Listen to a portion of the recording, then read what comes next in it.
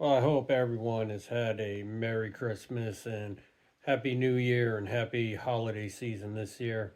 So, at the beginning of a new year, some people ask why I don't do a true reflection of the year or discuss certain things on my channel. The truth of the matter is, I want my channel to be a place of inspiration, a place of joy, a place that you can come in, relax, watch my videos, get inspired to go outside into nature, possibly try new gear, stuff like that. There's so much going on and negativity in the world.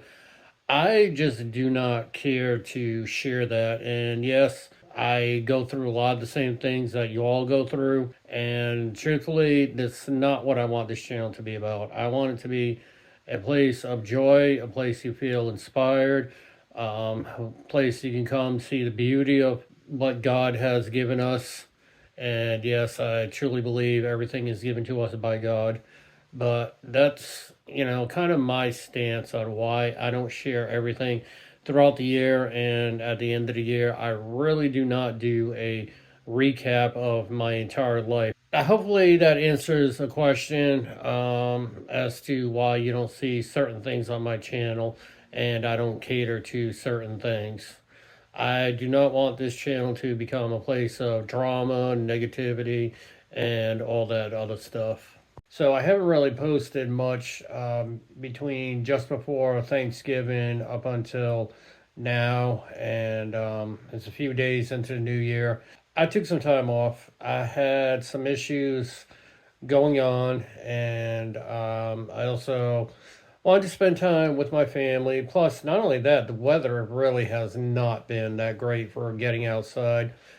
We are still in a pattern since the beginning of summer of a lot of rain. And if you saw my pre-winter update and my coastal trip, you saw that we were having practically a second almost hurricane in a matter of 2 weeks for this time of year. So yeah, that's the reason why I have not been outside. Well, one of the reasons. So in the next 3 to 4 days, we're supposed to get our first snowstorm of the year. We haven't had any snow this year. So today's January 4th as I'm recording this. And we probably had maybe a couple snow flurries this year. Got maybe half an inch overnight, which melted within an hour. So this is going to be the first snowstorm of the year. We're looking to get possibly 6 inches or more. We'll see, because some of the forecasts are rating this, and we could get possibly 2 feet, depending on the amount of moisture that this storm picks up. But we're still 3 days out, and had to go ahead and help my stepfather get the snowblower ready to go and show him how to use it.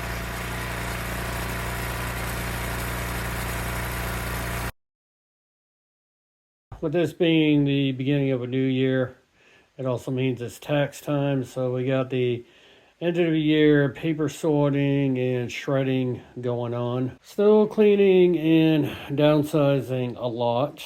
This is probably the cleanest and most organized this office has been since I've closed my crafting business. It's actually the most cleanest and organized since probably moved in 5 years ago. Now that I've closed my crafting business, a lot of changes have taken place to make this into the office that I can just come in and do my unboxing, my podcast, my video editing for the YouTube channel.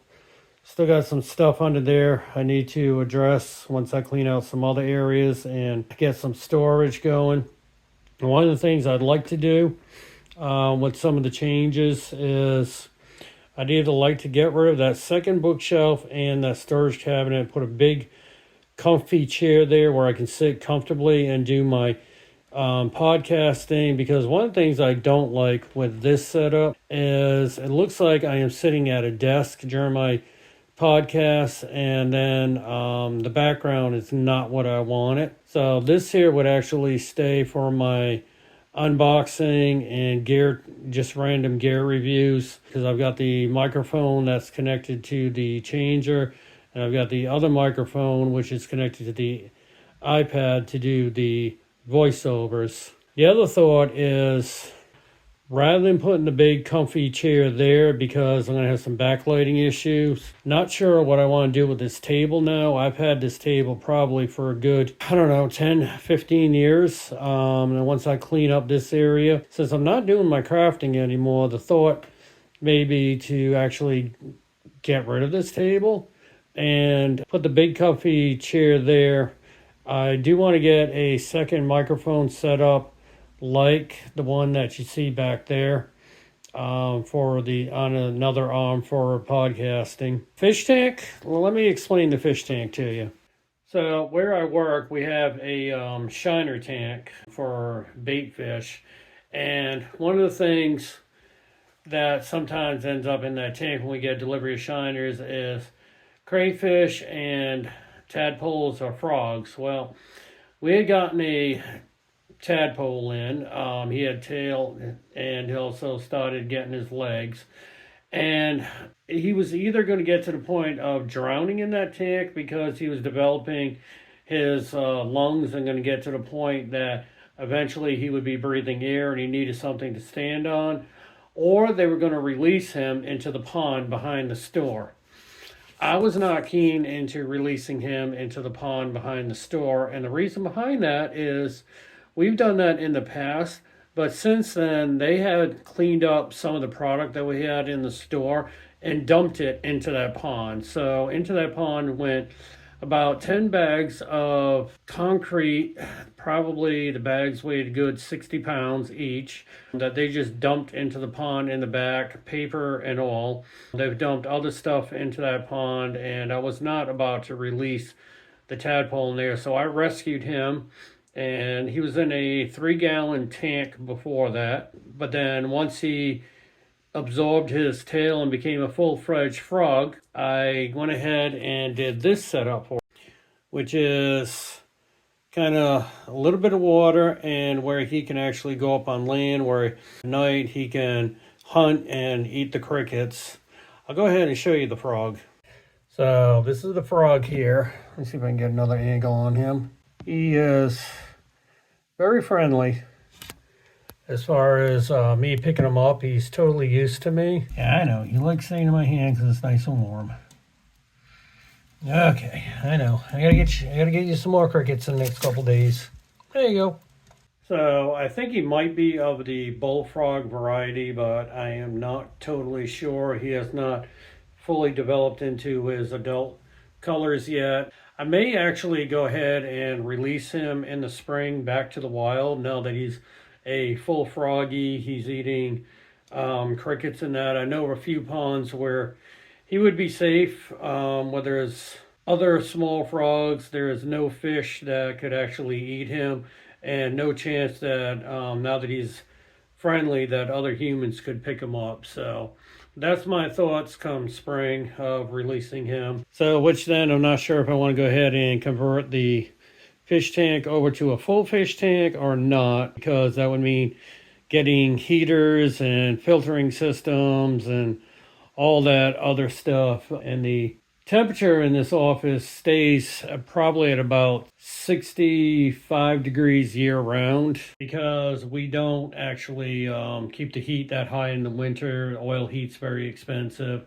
And also during the summer, we have the air conditioning. As you can see behind me here, that was to get rid of that shelving and the extra storage thing over there. I'm not sure what I would do with my plants that need to get the sunlight. I still have my old office chair that is probably about a good 14 years old now. Seen a little bit of better days, but it's still very comfortable for what I use it for. So yeah, a lot of the decoration in here, I did not spend a lot of money, and I'm not going to set up a YouTube studio like some of these bigger YouTubers you've seen, because this is a second floor in an apartment. So I want to have it be more homey and comfortable. So all the fake plants over there were $5 or less at a thrift store. The end table somebody was getting rid of, I picked up for free. That lamp I had forever. That drafting table I picked up for $10 at a thrift store. My desk where I do my editing, I picked up for $5 at a second chance sale. This drafting table I've had probably for a good 14 years or more now. I picked up for $10 at a thrift store. My storage cabinets I paid $78 for when I was down in Florida each at Walmart. That bookshelf is actually two bookshelves that you can stack on top of each other. Those were at the time $10 to $15 each at a home goods store. That plastic shelving was free, and that storage unit right there, I actually got rid of the second one, but that storage unit right there was $5 at the Salvation Army. So yeah, you don't need to spend a lot of money to set up a YouTube studio. And it seems like the trend also is a lot of these big YouTubers are pretty much getting rid of their studios and going back to either being in the basement of their home or a second bedroom, probably mostly because real estate in the form of rent or buying a place has just gotten absolutely crazy price-wise. That's the reason why I set mine up to be more of a homey situation, more of something comfortable. Well, it looks like we may not have any ice fishing this year. It's been pretty much above freezing during the daytime and below freezing at night. So this is pretty much what we have. A thin layer of ice that is not safe to walk on, but yet you also can't cast and fish. So looking at the long range forecast over the next week or two, it's going to be pretty much the same with temperatures above freezing during the day and cold at night. So unless we get a real cold snap, I got a feeling it's going to be like last year where there's going to be no ice for ice fishing. Yeah, that definitely is not safe. You can definitely see right through it. Now out there's still little pockets of open water. So it's definitely the calm before the storm right now. It's actually not that cold out. It's probably about 35 degrees, which means this is going to start out as a mix of snow and rain and possibly transition to snow and freezing rain before the heavy snow and the heavy wind kicks in tonight. They're still calling for upwards of a foot. So we'll see what we get, but the storm's supposed to start probably within the next hour or two.